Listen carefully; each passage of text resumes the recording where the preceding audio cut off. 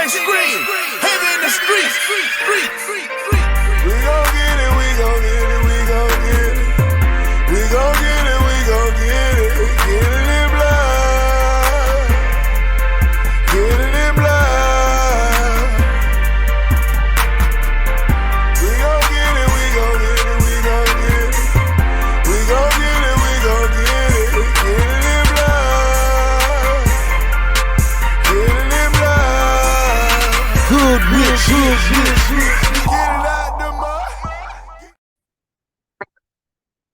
Good evening, everyone, and welcome to Saints and Appetizers podcast. And this evening on this show, we are bringing you some more appetizers. And what am I talking about? I'm talking about UFC 292 Sterling versus O'Malley, which was held at TD Garden, August 19th, 2023, Boston, Massachusetts. And the attendance was 18,293, and the total gate was 7.2 million at the gate. And so just my initial thoughts of this card before I kind of go over it. Like, it had a lot of like high profile fighters, not like a lot, but it had some high profile fighters and some fights that you thought were going to be really entertaining. And I just watched the preliminary card and the main card, and I guess there were some finishes, a couple finishes on the preliminary card, and then there was just the one finish on the main card, which I don't know. It just, some of these fights seemed a little lackluster. I think maybe it's because there was what, 5 fights that went unanimous decision in a row. The last prelim fight, and then all of the fights leading up to the main event were just all like decision fights, and just wasn't as exciting as the card that I expected it to be. I think it was a little bit of a letdown, but still there was still a lot of excitement. And hey, I can say one thing is I did good on my picks. We went 7 for 2 on our picks.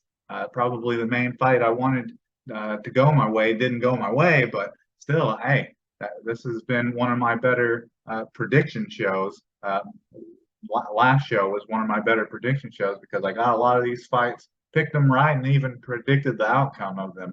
So that's just my initial thoughts. But other people have different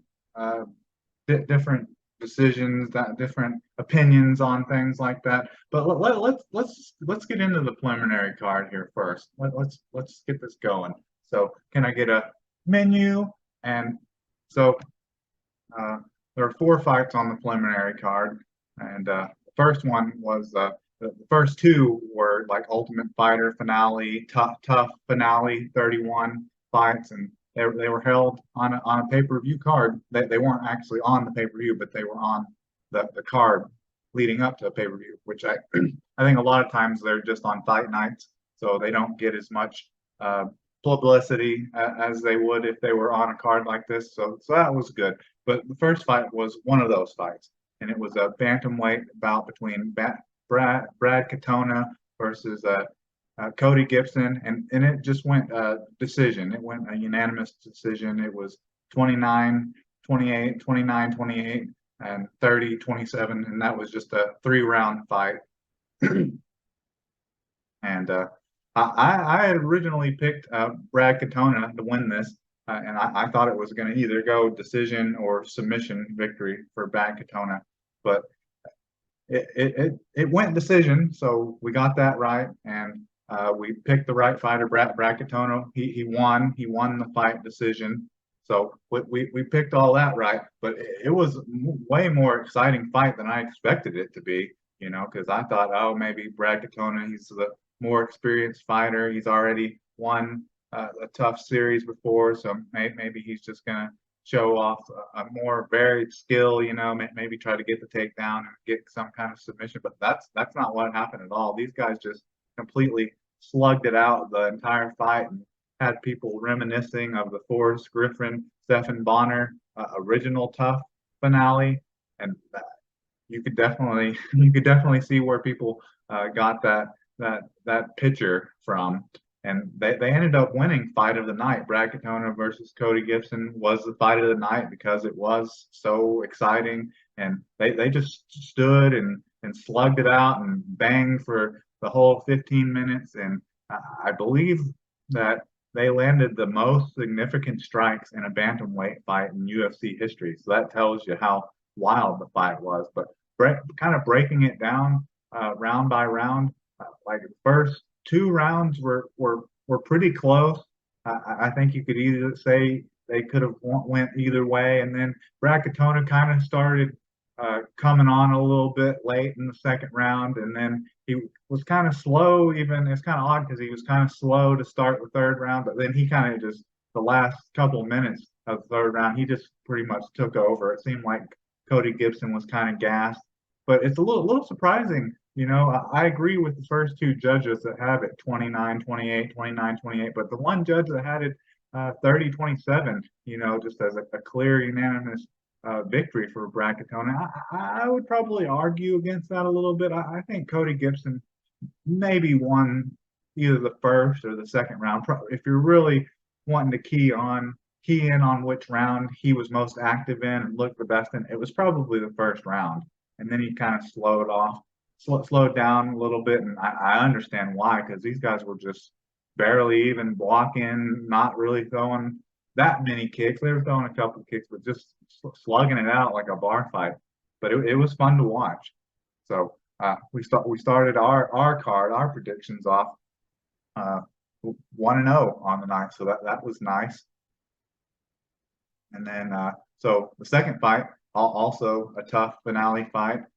It was a lightweight bout between Kurt Holloway versus Austin Hubbard. And it kind of started out kind of similar. I think they were a little more guarded and a little more technical in the first round, Austin Hubbard and Kurt Holloway with their striking, So it was mostly just kind of like a kickboxing match the first round. And you'd say, I would think that who got the better of the striking and the stand up in the first round, you'd probably say it was Austin Hubbard. And then it kind of started out kind of similar in the second round. And about 2 minutes into the 2 minutes, or about a minute and a half, 2 minutes into the second half, it ended up going to the ground. And Kurt Holloway had like a beautiful transition he went from a rear naked choke attempt to an armbar attempt to a submission triangle choke. So Kurt Holloway ended up winning by submission triangle choke at 2 minutes and 39 seconds of the second round. And I had picked, once again, like I said, you're going to see a lot of me patting myself on the back for this because I got a lot of these right and I picked them in the varied of ways that I thought they were going to win them in. And I originally said I thought this one, just like the first fight on the card, was either going to go decision or submission. And, well, it went submission and my guy won. So, but it was an exciting fight. Like I said, there weren't many in the 9 fights that I watched. There weren't very many decisions. So that was just a beautiful and technical skill on the ground by Kurt Holloway. So that was one of the more exciting fights because, like I said, I followed the reality TV show of Tough 31. So I had a little bit of more knowledge about the fighters and a little more invested in who I was picking there. So it was exciting to see both of the guys I wanted to win. I think Kurt Holloway may have been the underdog in that fight. I don't know what the plus minus was for him, but I think he was the underdog going into that fight, which I really don't know how you can have when it's all veteran fighters fighting each other. I don't really know how you can have an underdog because fighters at that stage in their career are almost like equal. It's almost like a pick'em to me. All right, let's go on to the fourth fight on the preliminary card. It was a middleweight bout by Gregory Rodriguez versus Dennis Tululin, and it ended in a knockout elbows at 1 minute and 43 seconds of the first round. And that was Gregory Rodriguez who won that fight with those elbows. And they were some devastating elbows. And like I said, I don't know how to try to not stay too cocky with how my picks went. But once again, I picked Gregory Rodriguez to win this fight. Uh, I think I originally picked it to be submission, so I didn't really pick the way it was going to go.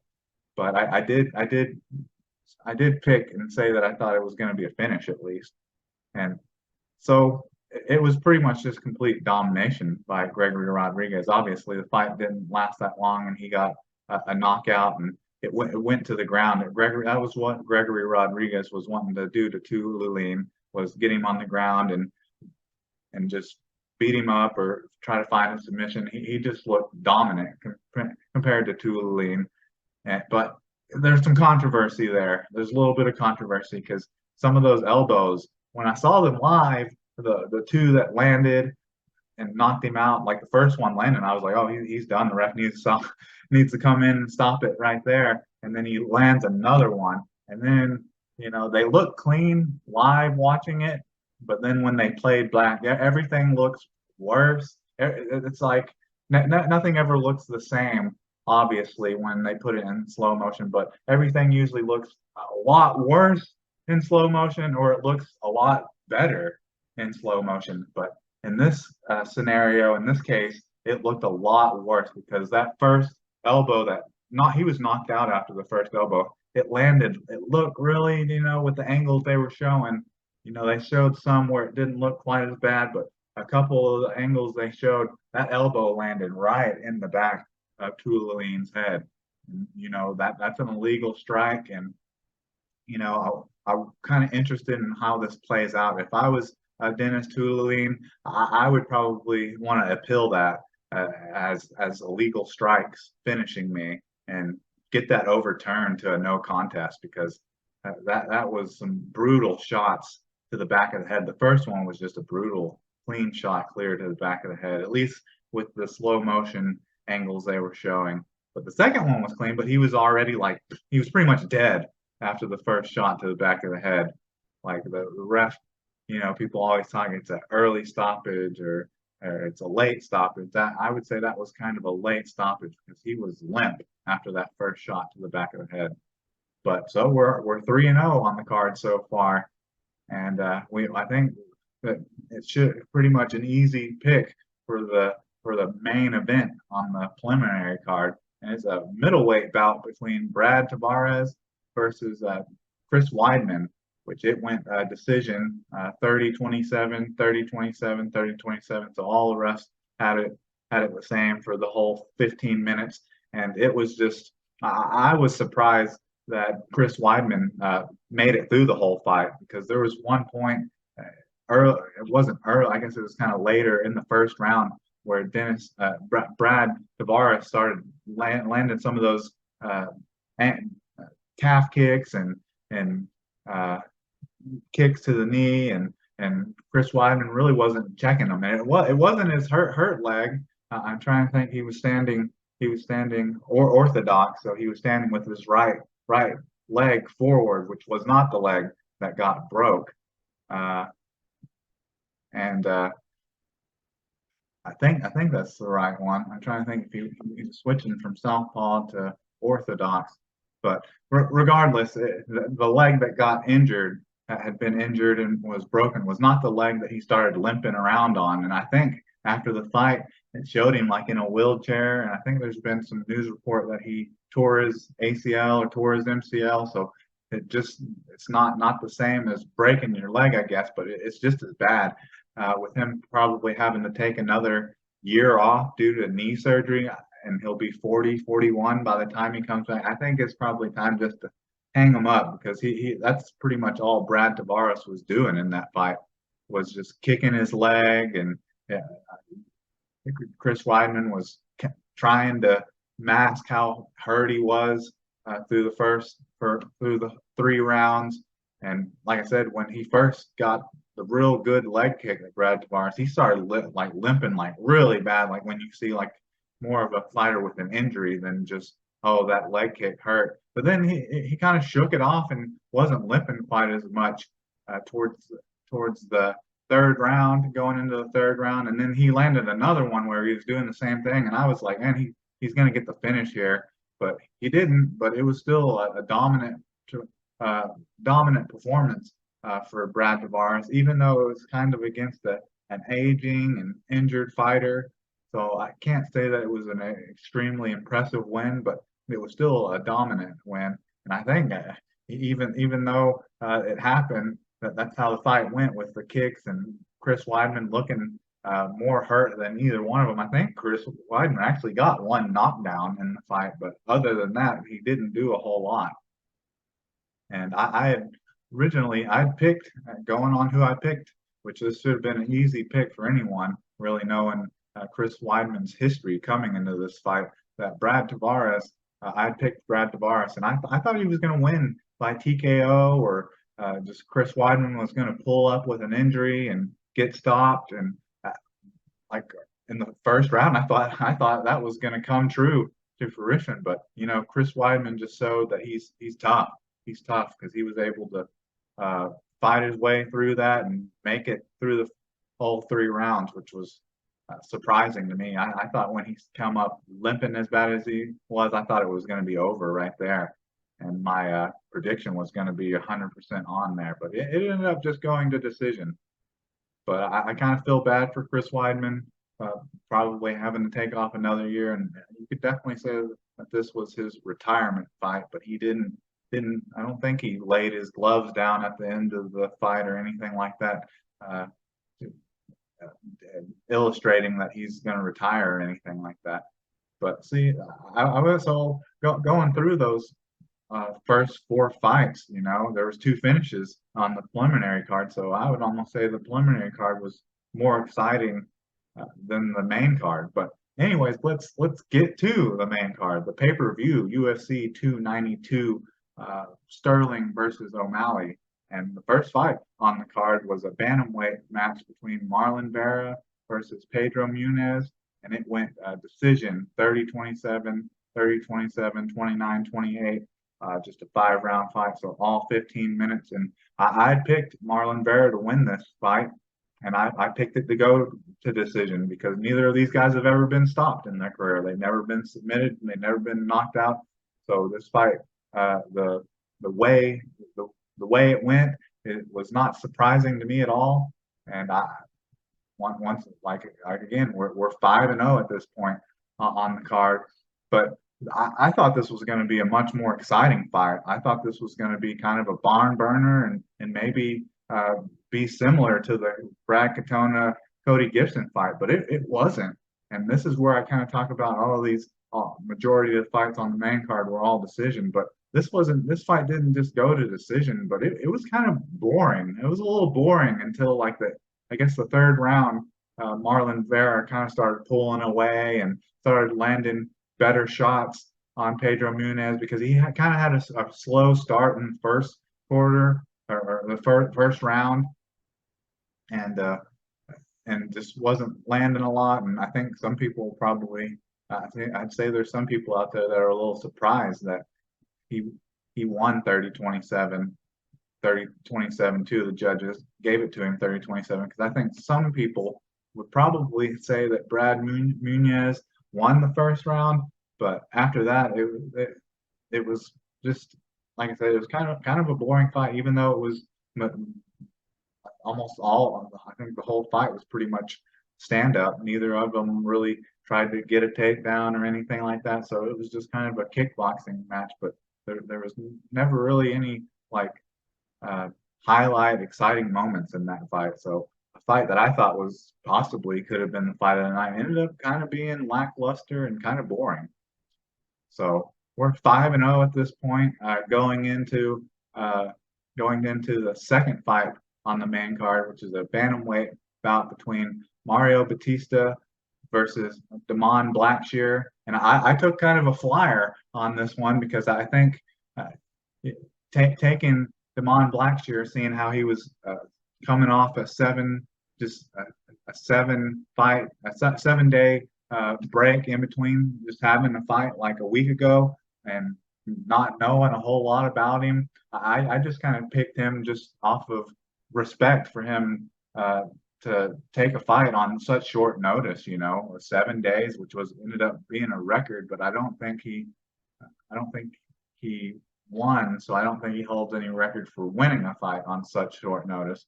But it's tied with taking a fight on such short notice. But I picked Damon Blackshear to win this. Now I thought he was going to win it by submission because he has several submissions in his career. I think he has like 8 submissions, and his previous couple fights ended in submission, and he had won his fight that was just like 7 days ago by Twister, which was the 3rd Twister in UFC history.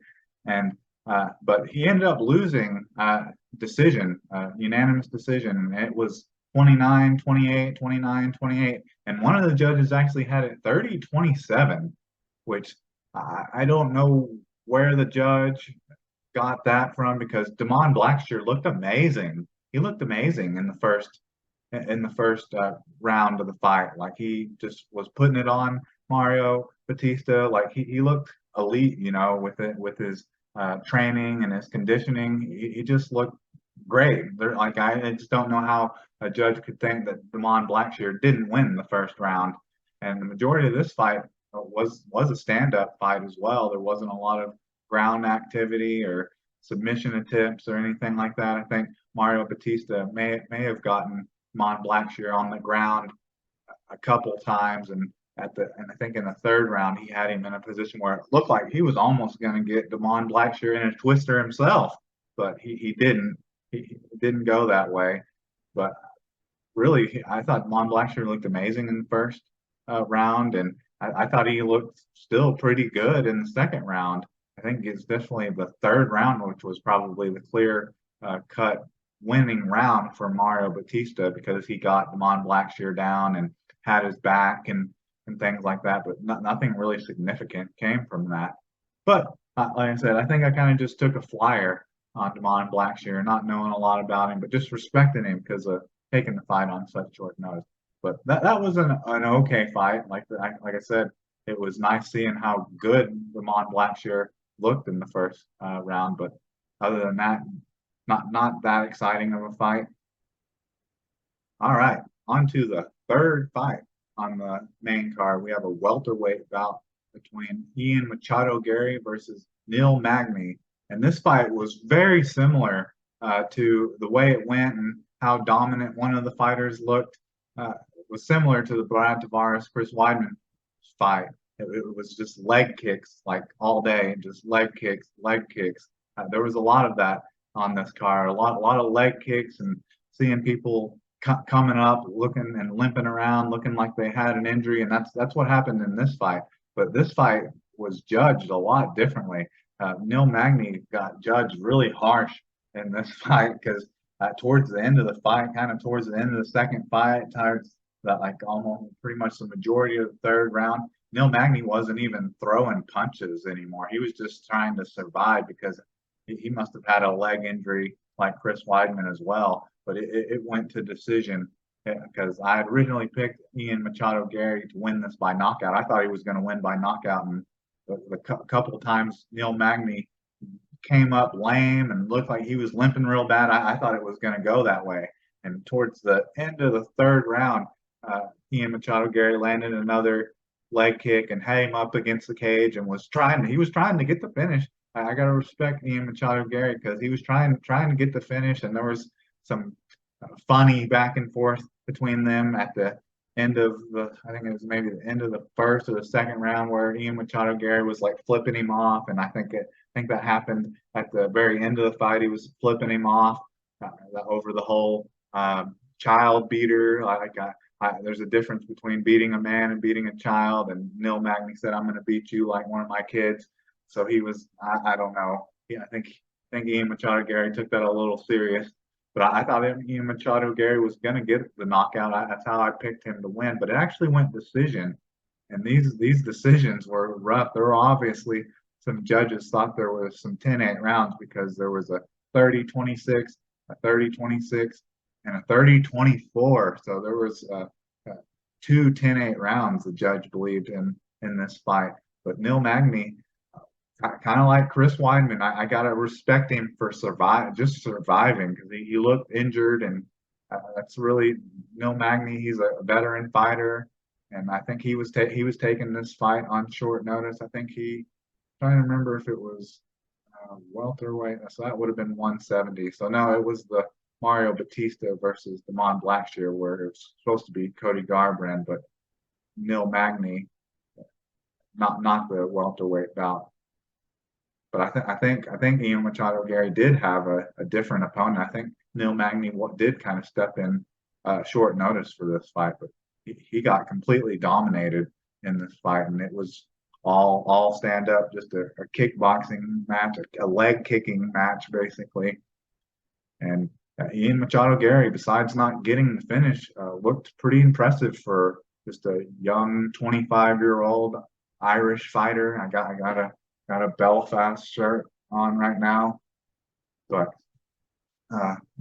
just I think it's just because some of these fights, it was just kind of one fighter dominating the other, and just not getting the finish, which kind of made these fights kind of boring, I guess.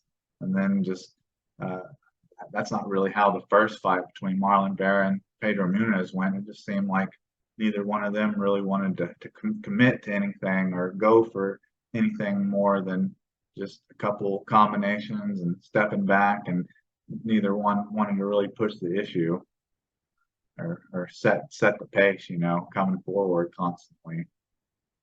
All right, but that's enough of that. Like I said, just a lot of decisions. So on to the co-main event. It's a strawweight title championship bout between Zhang Weili, the champion, versus the defender, the challenger, Amanda Lemos. And this fight was just very similar, kind of similar to the Neil Magny, Ian Machado Gary fight, in the fact that Zhang Weili just completely dominated Amanda Lemos. Like I gotta give credit to Amanda Lemos, like just like Neil Magny, just like Chris Weidman, for surviving this fight. This fight was quite a bit different than a lot of the majority of the fights on this card, because Zhang Weili, she didn't want to stand and bang with Amanda Lemos. Like she realized that Amanda Lemos, for a strawweight 115-pound women fighter, had that power, had that knockout power. I think at one point Amanda Lemos actually did knock Zhang Weili down. I don't know if that went down as an official knockout. I think it was more of a slip by Zhang Weili, but Zhang Weili dominated Amanda Lemos on the ground, just constantly, just taking her down at will and landing strikes.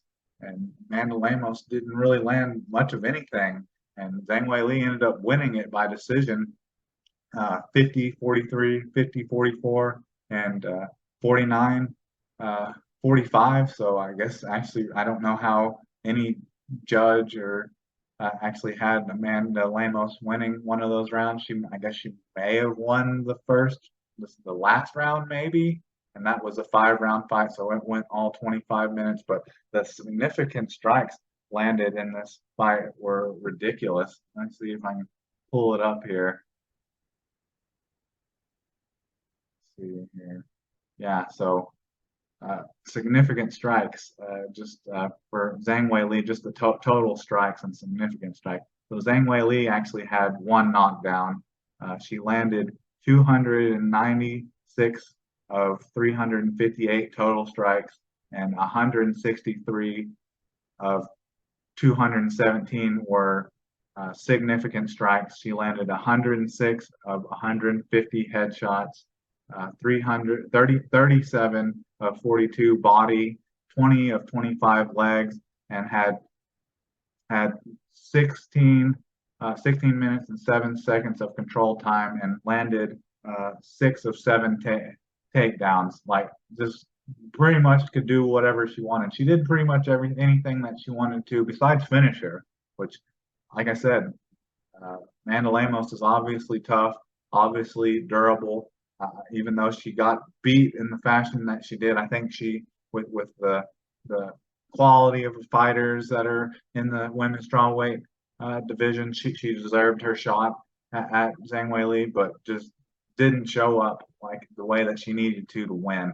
And then these are Amanda Lamos's statistics. So 0 on the knockdown. So she didn't get the one knockdown that was, I guess, more of a slip by Zhang Weili. I think that came like in the third or the fourth round there, where it looked like, oh, maybe Amanda Lemos has some striking ability or has some knockout power. Definitely was the better striker from what I saw. She looked to be kind of putting everything into her shots. So that was kind of what was making her off balance and pretty easy to take down. So it was actually at least with statistics, there was no takedowns or no knockdowns registered to Amanda Lemos, but she only landed 29 of 68 total strikes, 24 of 63 total significant strikes. So it shows you it was just 68 to 63 on just like every shot that she was throwing, she was putting everything into it. And then it was 19 of 57 headshots, 3 of 4 body shots, 2 of 2 leg strikes, and then just only 34 seconds of control time and no takedown attempts. So she didn't get any takedowns, but just completely dominated. And like I said, at least for me, on my opinion, when just seeing one fighter getting dominated, but the person doing the domination doesn't actually get the finish, it's a little boring. And I think that what kind of added to that a little bit is that Zhang Weili just had her on the ground and was doing ground and pound, and you're like, how is Amanda Lemos surviving this? Like, she got her in a crucifix a couple times and couldn't finish her. Honestly, I think it was in the first round. See, that didn't have anything about submission. In the first round, Amanda Lemos got Zhang Weili. She must have had at least 2 or 3 submission attempts, because Amanda Lemos got Zhang Weili in a Darce choke, got her in it, but she was on the ground. She was on her back when she got it, and she couldn't get any leg control on Zhang Weili. But initially, when Amanda Lemos got her in that Darce choke, I thought she was going to tap. I thought it looked tight. Her face was red. Her eyes were all closed, like it was tight. But Zhang Weili, she stayed calm and patient and didn't struggle and was able to get her legs out of control of Amanda Lemos. I'm surprised that doesn't really go more down as some of her control time, because she was controlling her head and neck, but she just didn't have it in the position. But it looked tight to me. I was like, oh man, she's gonna lose. Zhang Weili's actually gonna lose to this submission that came out of nowhere, but that's not what happened. There was a lot of 10-8 rounds in that fight. All right, but like I said, just overall, just none of that was overly exciting. But I think that Zhang Weili did win Performance of the Night. Was one of the Performance of the Night bonus winners for that fight on this card. But anyway, so that's what happened in the co-main event, and Zhang Weili retained her belt. Looked pretty like a pretty easy night for her. Besides the fact that she had to go 25 rounds to do it, which I respect Amanda Lemos's toughness and durability. And that there was a lot of fighters on this card that you could say that for, that they could have pulled up lame or went down at any moment and looked for that exit sign on the cage door and just took the easy way out. But none of them did that. A lot of them, they may not be the champion, but they showed that they have the heart of a champion. All right, on to the main event, what everyone was here for. That's why it was called UFC 292 Sterling versus O'Malley, because we had the bantamweight championship bout between Sean O'Malley versus Aljamain Sterling, who was the champion at the time. And I don't think I mentioned how I picked Zhang Weili. I thought Zhang Weili was going to win by knockout. Before we get too far ahead of ourselves, I thought Zhang Weili was going to win that fight by knockout, but she ended up just winning it by decision. All right, before we got too far on the main event, so Sean O'Malley versus Sterling, Aljamain Sterling, the champion, ended in TKO punches at 51 seconds of the second round, and I picked Aljamain Sterling to win this by ground game, by submission. I thought he was going to win by decision, but that's not what happened at all. So you obviously know, reading that off, that Sean O'Malley, and if you follow any kind of social media or you watch the fight yourself, then you know that Sean O'Malley won this by just a clean counter right, and then just some ground and pound to finish Sterling, uh, Aljamain Sterling.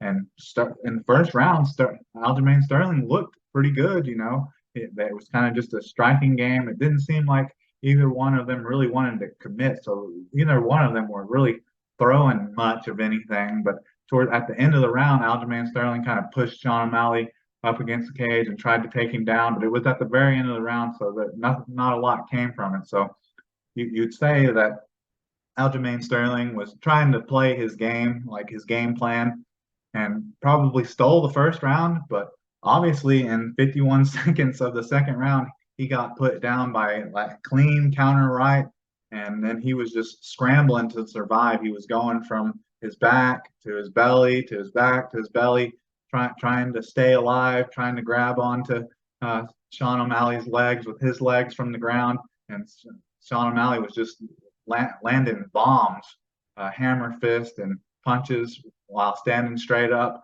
And I don't know, a lot of people out there are probably saying it was an early stoppage. I kind of, when seeing some of the replays of it, I kind of agree, because right when it got stopped, like I said, Aljamain Sterling was kind of going from his belly to his back, trying to avoid the ground and pound. Like right when it got stopped, Aljamain Sterling was still defending, because he like right when it got stopped, he went from his back to his belly and was doing this.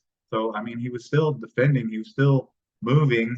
Like some people, he was still alive. He wasn't out cold. That's why it was only a TKO punches. And you gotta let your champion, your title holders, your champions, you gotta let them go out on their sword. Now, I don't really think Aljamain Sterling got that opportunity, but I respect Sean O'Malley for what he did. I was very impressed. I thought Aljamain Sterling was going to come in and dominate Sean O'Malley on the ground, but Sterling, Aljamain Sterling, he never got an opportunity to be Sean O'Malley's backpack. Never got in that rear naked choke attempt, or legs tied together on his back, triangled on his back, and just playing a backpack for an entire round. You didn't get to see that. Aljamain Sterling didn't get to do any of his game plan. I think Sean O'Malley, got to respect Sean O'Malley for having a good takedown defense. And after the fight, like going into the fight, and the fans during the fight, they seemed to really dislike Aljamain Sterling, chanting he sucks and all that business. And on social media, for the most part, I think there's a lot of people that are fans of Sean O'Malley but dislike Aljamain Sterling because of the way he got to be a champion and got to be a defending champion.